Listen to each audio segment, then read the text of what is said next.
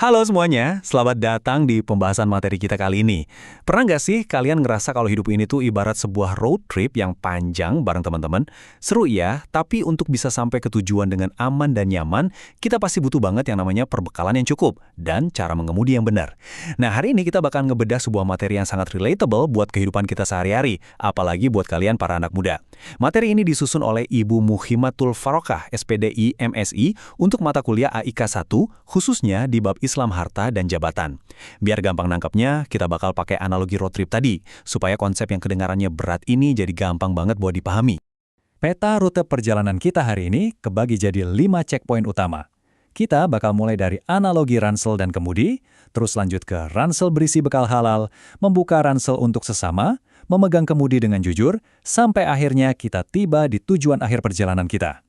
Oke, kita masuk ke bagian pertama nih. Analogi ransel dan kemudi, buat memahami harta dan jabatan sebagai amanah dan karunia Allah. Coba deh kita renungin sebentar. Konsep dasarnya tuh simple banget, tapi benar-benar fundamental. Apapun yang ada di genggaman kita saat ini, itu sama sekali bukan hak milik absolut kita selamanya, melainkan cuma titipan sementara buat dipakai di jalan yang benar. Harta itu bisa kita ibaratkan sebagai isi ransel atau bekal perjalanan kalian.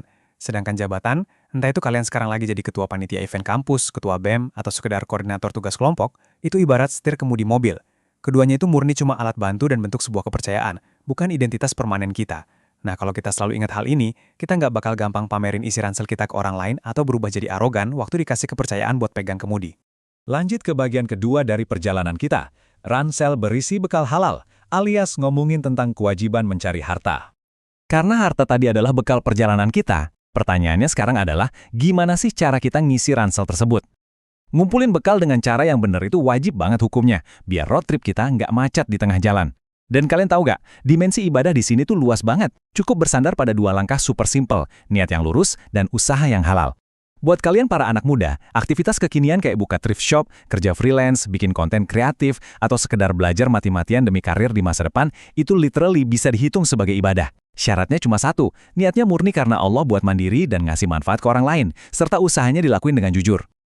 Jadi jangan salah sangka, nyari cuan itu sama sekali nggak menjauhkan kita dari spiritualitas, selama cara kita ngisi ranselnya itu tepat sasaran. Masuk ke bagian ketiga, membuka ransel untuk sesama, sikap kita terhadap harta dan jabatan. Setelah ransel kalian terisi penuh, apa sih yang bakal kalian lakuin waktu ngeliat teman seperjalanan kalian lagi kesusahan? Ya emang masuk akal dan wajar banget kalau porsi terbesar dari harta kita itu dipakai buat kebutuhan pribadi kalian. Tapi ingat, ada satu porsi khusus yang jelas-jelas itu adalah hak orang lain. Punya sikap yang benar itu berarti kita berani menggunakannya di jalan Allah lewat aksi nyata. Contoh gampangnya nih, kalian bisa naktir makan siang teman kos yang kiriman bulanannya belum turun. Atau kalian ikut patungan donasi online buat teman seangkatan yang lagi sakit. Pada hakikatnya, sebagian dari isi ransel kalian itu emang milik mereka yang lagi butuh. Dan kebetulan aja dititipinnya lewat perantara tangan kalian. Sekarang kita masuk ke bagian keempat, memegang kemudi dengan jujur, yaitu pendayagunaan jabatan di jalan Allah. Saat kalian dipercaya untuk ngambil alih kemudi, entah kalian jadi ketua himpunan atau mimpin proyek kampus, kalian itu lagi mikul tanggung jawab yang gede banget. Dan ini ngasih gambaran yang jelas soal 3 prinsip harian yang benar-benar bisa langsung kalian terapin. Pertama, soal transparansi uang kas. Jangan sampai deh ada duit yang nempel di kantong pribadi, sekecil apapun itu nominalnya. Kedua, jangan pernah pilih kasih pas bagi-bagi tugas cuma gara-gara dia bestie kalian. Jangan sampai kalian menzolimi anggota yang lain. Dan yang ketiga, kalian harus berani bilang enggak secara tegas buat segala macam kecurangan, kayak misalnya nutup-nutupin absen palsu temen. Ingat ya, kemudi itu alat buat menegakkan keadilan dan ngebawa rombongan dengan selamat, bukan jalur pintas demi keuntungan pribadi. Akhirnya, kita sampai di perhentian kelima, tujuan akhir perjalanan kita. Waktunya kita tarik kesimpulan dari semuanya. Sepanjang-panjangnya jalan tol yang kita lewatin, sebuah road trip pasti bakal nemuin titik akhirnya, di mana mesin mobil harus dimatikan. Saat perjalanan hidup kalian nanti selesai, coba pikirin deh, apa sih yang bakal bersaksi buat kalian? Apakah seberapa banyak isi ransel kalian? Atau gimana cara kalian mengemudi? Harta dan jabatan yang kita kejar mati-matian itu fix gak bakal ikut sama kita. Yang tersisa dan benar-benar dihitung nanti cuma pertanggungjawaban kita. Seberapa halal sih bekal yang udah dikumpulin? Seberapa ikhlas kalian ngebuka ransel buat bagi-bagi ke sesama? Dan seberapa jujur tangan kalian waktu disuruh pegang kemudi?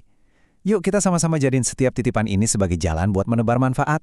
Makasih banyak ya udah ngikutin pembahasan materi ini dari awal sampai akhir. Semoga ini semua bisa ngebuka perspektif baru buat kalian semua.